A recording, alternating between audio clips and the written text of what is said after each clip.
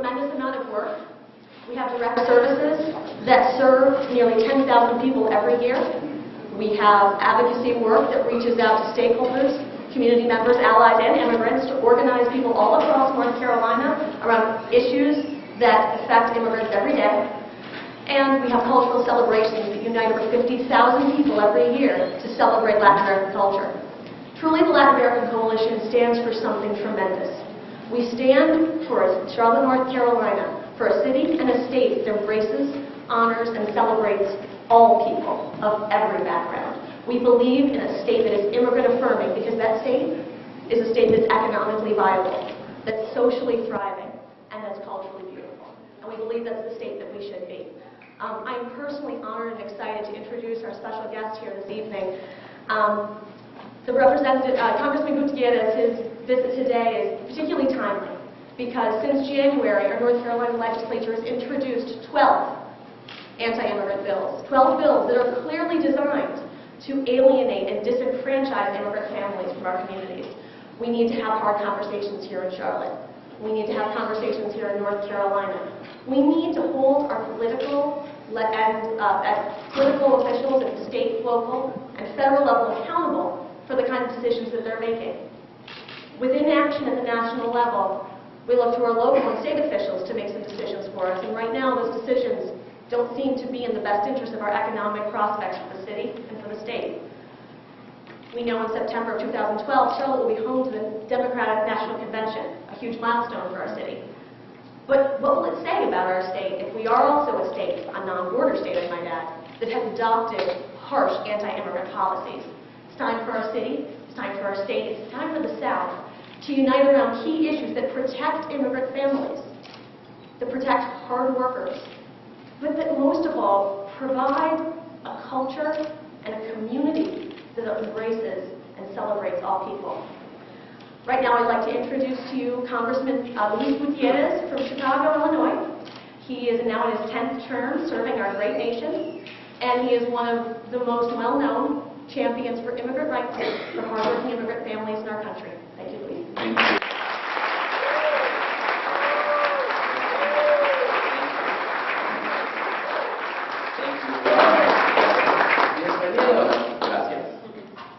I want to thank the Chamber of Commerce for hosting this wonderful activity and allowing us all to come together this afternoon. And obviously, Latin American Coalition for their advocacy work and for helping to generate this wonderful crowd without which we would not have this evening. I've wanted to come to Charlotte for a long time because obviously Charlotte has visited the Congress of the United States many times. While I may be new to Charlotte, many of the people here are not new to me. They've been coming to advocate for comprehensive immigration reform and for fairness and for justice for immigrant communities of Charlotte and North Carolina and indeed for the nation for over a decade in my office. And so it's really an overdue visit on my part here to Charlotte, and I'm excited to be here this evening. This is part of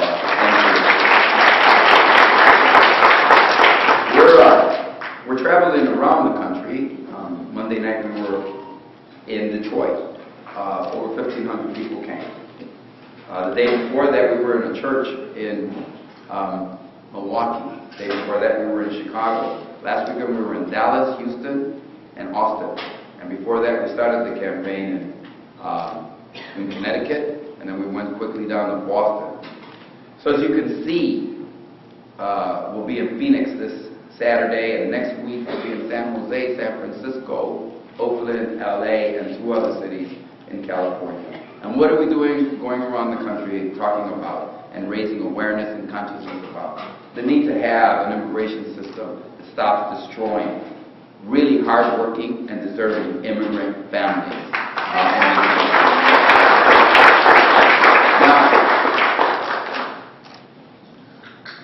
It is clear that the Congress of the United States has not taken on its responsibility to fix and reform our immigration system.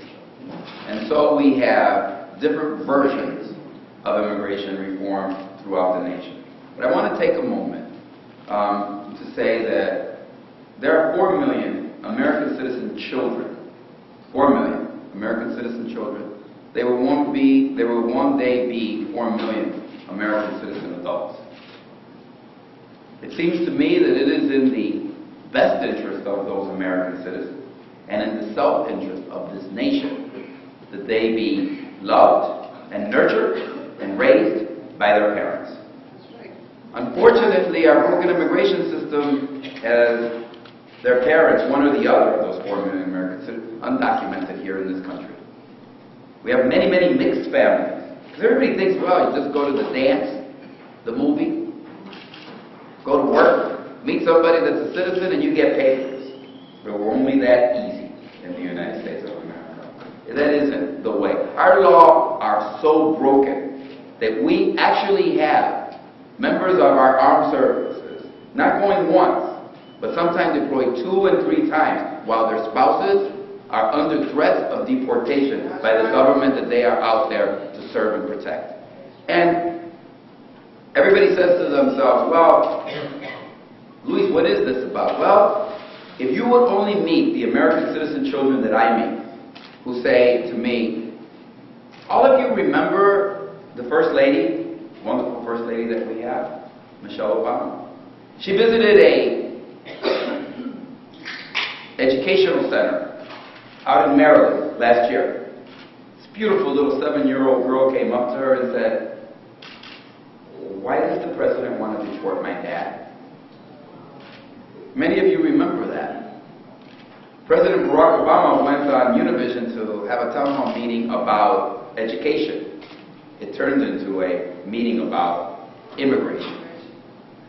His chief of staff came back to Chicago and ran for mayor of the city of Chicago successfully.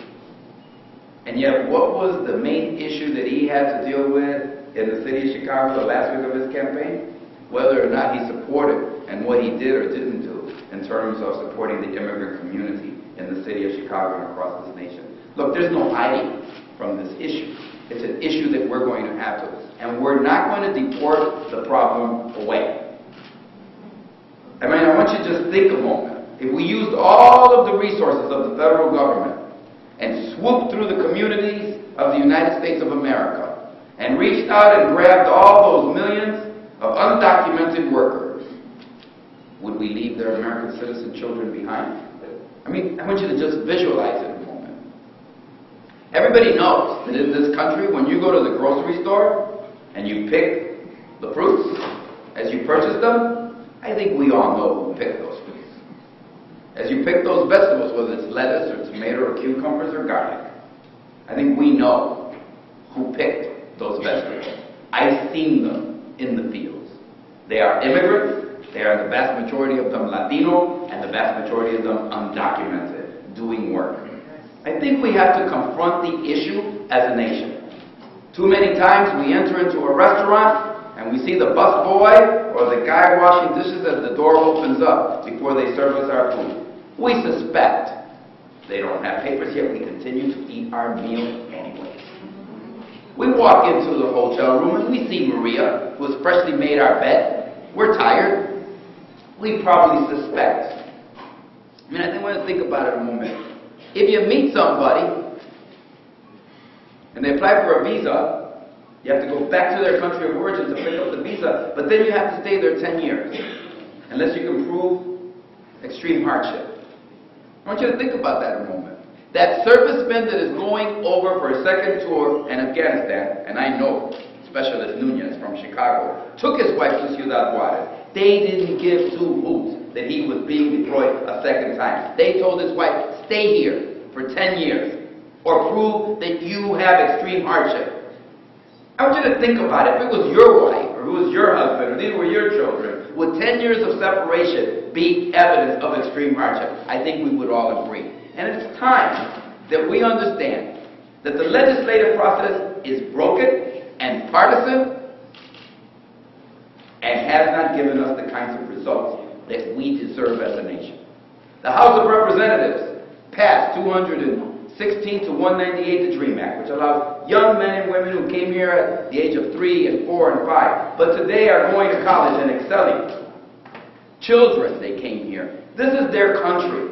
Meet them. They speak English as well as your children do. They pledge allegiance to the same flag that you do. This is the nation that they love and the only country that they know. They are American in everything but a piece of paper. And so the House voted 216 to 198. But of course, the Senate, with its rules, decided that 54 out of 100 senators wasn't enough, that they needed 60 senators. I don't know, but I don't think the Founding Fathers said that you would have a supermajority in the Senate to get legislation passed. That's not what the Founding Fathers said to as they created this nation. And what the President should do right now is use the discretion that he has as President of the United States and say it's unfair, it's wrong to deport those young men and women. I'm going to confer upon them a parole in place, let them go on to school, give them a work permit until the Congress of the United States finishes its business with those young men and women, because it is stupid and it is wrong to deport young, talented men and women that are going to give this country so much love and so much attention and so much of their energy and their wisdom. It's wrong to do that. And the President of the United States can use his discretion. He doesn't need an act of Congress. He should use his discretion that the law already has given him. The law already gives him to use his discretion. And to say, God, there are 4 million American citizen children. It seems to me that there are 4 million American citizen children, and if their moms and dads are not criminals, and I say go through a background check, I just want you to think a moment. Don't you think it's fair that if you're picked up in a raid, that if you're picked up by immigration or your local police department and handed over to the immigration service because your taillight was out, because you look suspicious, which thousands of people are picked up every day simply for looking suspicious, and you have no contact, none, with our criminal justice system, none, other than working here without a paper, which, by the way, our law says is a misdemeanor. That's it. And your American citizen children show up to immigration and said, give my daddy back. I love him, I need him. Shouldn't our immigration system use its discretion to say, God, it's fair, we're sending him back until the Congress of the United States finally disposes of his immigration status in a formal and final way? That's all we're talking about. We shouldn't have to go through a lot of rigmarole before somebody's deployed in our armed services so that their wife isn't deported. That just doesn't make any sense. So what we're saying is, while the politicians in Washington, D.C. and the political parties don't want to do anything about this issue, and we're stagnant, we want the President of the United States to use his discretion. I'll end with this, and then I want an opportunity to hear your comments and your questions. Look, presidents use their discretion every day. Every day. When the President of the United States decided that there was possibly going to be an act of genocide committed in Libya, he bombed Gaddafi's forces. Didn't call anybody in Charlotte or Chicago. Didn't call the Congress of the United States. Didn't wait for anyone else to pass a law to ask him to do it or permit him. He used his discretion. When he said 1,200 Border Patrol agents, when he said 1,200 National Guardsmen to the border, wasn't an act of Congress he was responding to.